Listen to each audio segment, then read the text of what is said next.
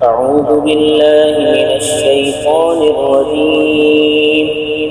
بسم الله الرحمن الرحيم.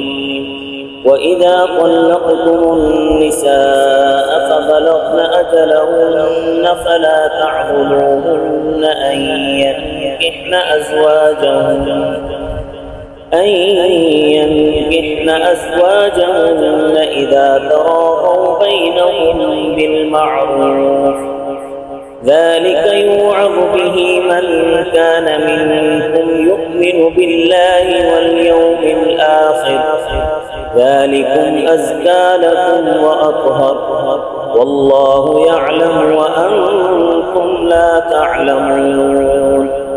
صدق اللہ العظیم. اس سے پہلے بھی طلاق اور عدت کا ذکر تھا.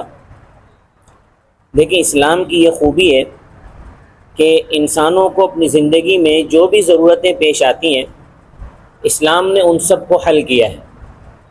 ایسا نہیں ہے کہ کسی مقام پر اسلام کو ماننے والا پریشان ہو کہ اب میں اس مسئلے میں کیا کروں. انسانی زندگی میں نکاح اور طلاق بھی یہ اہم مسائل ہیں.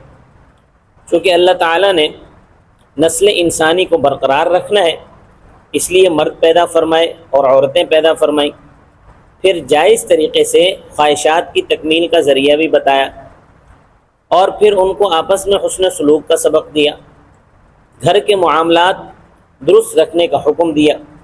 لیکن اگر مجبوری سے طلاق کی نوبت آ جائے تو پھر طلاق کی بھی اجازت ہے. حدیث شریف میں آتا ہے ان ابغض المباحات عند اللہ الطلاق، کہ بے شک جائز چیزوں میں سب سے بری چیز اللہ تعالیٰ کے نزدیک طلاق ہے. یعنی طلاق ہے تو جائز مگر بہت بری ہے. اس لیے حد الوسع طلاق کا نام نہیں لینا چاہیے. اور یہ حدیث بھی میں پہلے بیان کر چکا ہوں کہ حضرت صلی اللہ علیہ وسلم نے ارشاد فرمایا کہ جو کوئی عورت بغیر اشد ضرورت کے اپنے خاوند سے طلاق کا مطالبہ کرے اس پر جنت حرام ہے. صرف مطالبے کی بات ہے، یہ نہیں کہ ڈنڈے کے زور پہ طلاق لے لے، بلکہ مطالبہ بھی حرام ہے. تو یہاں ایک واقعہ پیش آیا جس واقعے کے بعد یہ آیتیں نازل ہوئیں. وہ واقعہ یہ ہے کہ حضرت معقل ابن یسار رضی اللہ تعالیٰ عنہ ایک صحابی تھے. ان کے والدین فوت ہو گئے تھے. ان کی ایک ہمشیرہ تھی. بعض تفسیروں میں ان کا نام جمیلہ آتا ہے اور بعض تفسیروں میں ان کا نام جمیلہ آتا ہے. ایک اور صحابی تھے حضرت ابو البداح رضی اللہ تعالیٰ عنہ. ان ابو البداح کے ساتھ یہ جمیلہ کا نکاح ہو گیا جو حضرت معقل ابن یسار کی بہن تھی. نکاح کے بعد اکٹھے زندگی گزارتے رہے. ابھی اولاد نہیں ہوئی تھی، اور گھریلو معاملات میں ہوتا ہے بعض اوقات کہ بگاڑ کبھی خاوند کی طرف سے ہوتا ہے، کبھی بیوی کی طرف سے ہوتا ہے، اور کبھی دونوں کی طرف سے ہوتا ہے. دنیا میں کوئی ایسا گھر نہیں بتایا جا سکتا کہ جس میں کچھ نہ کچھ بگاڑ نہ ہو. تو حضرت ابو البداح رضی اللہ تعالیٰ عنہ نے ایک دن کوئی ہوئی ہوگی تکرار، طیش میں آ کر اپنی بیوی کو طلاق دے دی. لیکن دی طلاق رجعی دی تھی. اور یہ تفصیل میں پہلے بیان کر چکا ہوں کہ اگر کوئی آدمی اپنی بیوی کو صریح الفاظ میں ایک دفعہ طلاق کا کہہ دے یا دو دفعہ کہہ دے کہ میں نے تجھے طلاق دے دی تو یہ طلاق رجعی ہوتی ہے. اور اس صورت میں یہ ہوتا ہے کہ عدت کے اندر اگر وہ آدمی رجوع کر لے، میاں بیوی آپس میں مل جائیں تو وہ طلاق بے اثر ہو جاتی ہے اور ان کا نکاح برقرار رہتا ہے، لیکن ایک طلاق کا حق خاوند کے پاس باقی رہتا ہے. لیکن اگر عدت گزر جائے تو عدت گزرنے کے بعد اگر دونوں میاں بیوی نکاح کرنا چاہیں تو نیا نکاح ہوگا. یعنی نیا نکاح کی جو تمام ضرورتیں ہوتی ہیں، یعنی نیا حق مہر رکھا جائے گا، بالکل اس نکاح میں گواہ موجود ہوں گے، گواہوں کے سامنے ایجاب و قبول ہوگا اور یہ نکاح ہوتا ہے. لیکن اگر 3 طلاقیں دے دیں تو پھر بالکل گنجائش ختم ہو جاتی ہے، کوئی گنجائش باقی نہیں رہتی. تو حضرت ابو البداح رضی اللہ تعالیٰ عنہ نے جو اپنی بیوی کو طلاق دی، یہ طلاق رجعی دی تھی اور عدت بھی گزر گئی. عدت گزرنے کے بعد اور لوگوں نے، علاقے والوں میں یا محلے والوں نے جمیلہ یا جمیلہ کے لیے نکاح کا پیغام بھیجا، جو معقل ابن یسار کی بہن تھی ان کے لیے نکاح کے پیغام آنا شروع ہو گئے۔ تو حضرت ابو البداح نے بھی دوبارہ نکاح کا پیغام بھیجا اور کہا کہ مجھ سے غلطی ہو گئی تھی، لہٰذا میں دوبارہ نکاح کرنا چاہتا ہوں۔ اور بیوی بھی دلی طور پر راضی تھی، وہ بھی یہی چاہتی تھی کہ میرے خاوند سے ہی نکاح ہو جائے۔ لیکن ان کے جو بھائی تھے حضرت معقل ابن یسار رضی اللہ تعالیٰ عنہ نے فرمایا کہ میں پہلے خاوند کے ساتھ نکاح نہیں کرنے دوں گا، اس لیے کہ اس نے طلاق کیوں دی؟ پھر چلو اگر طلاق دے دی تھی تو عدت کے اندر اس نے پوچھا تک نہیں، چلو عدت میں رجوع کر لیتا، اس نے نام تک نہیں لیا۔ اب جب عدت ختم ہو گئی، دوسرے لوگوں کے نکاح کے پیغام آنا شروع ہو گئے، تو اب یہ بھی نکاح کا پیغام بھیج رہا ہے، لہٰذا میں اس کے ساتھ نکاح نہیں ہونے دوں گا۔ کچھ برادری اور محلے کے لوگ درمیان میں آئے کہ پہلے خاوند کے ساتھ نکاح کرنے دو، لیکن معقل ابن یسار نے فرمایا کہ میں کسی قیمت پر نکاح وہاں نہیں کرنے دوں گا۔ تو اس پر اللہ تعالیٰ نے یہ آیات نازل فرمایا وَإِذَا طَلَّقْتُمُ النِّسَاءَ، اور جس وقت تم طلاق رجعی دو عورتوں کو، فَبَلَغْنَ، پھر وہ پہنچ چکیں اجلہن، اپنی عدت کو، یعنی عدت بھی ختم ہو چکی ہو، فَلَا تَعْضُلُوهُنَّ، پس تم نہ روکو ان عورتوں کو، أَن يَنكِحْنَ، یہ کہ وہ نکاح کر لیں، أَزْوَاجَهُنَّ، اپنے پہلے خاوندوں سے، إِذَا تَرَاضَوْا بَيْنَهُمْ، جب وہ آپس میں راضی ہو جائیں، بالمعروفی، اچھے طریقے سے، یعنی جو شریعت کے مطابق قاعدہ ہے اس کے مطابق۔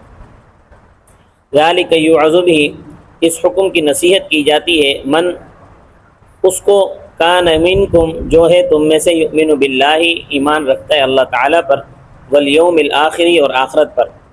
جب یہ ارشاد نازل ہو گیا اللہ تبارک و تعالیٰ کی طرف سے، تو حضرت معقل ابن یسار رضی اللہ تعالیٰ عنہ نے فرمایا کہ اللہ تعالیٰ کا حکم سر آنکھوں پر، میں اب نکاح کرنے دوں گا، آپ نکاح کر لیں۔ دیکھیں یہ تھے صحابہ کرام، یہ صحابہ کرام تھے، جہاں اللہ اور اس کے رسول کا حکم آ گیا، وہاں انہوں نے اپنی ساری باتیں اور ساری مرضیات چھوڑ دیں، بس صرف اللہ کے حکم کو مقدم رکھا، اور کہنے لگے کہ بس اللہ کا حکم آ گیا ہے، بس اب آپ نکاح کر لو وہاں پہ۔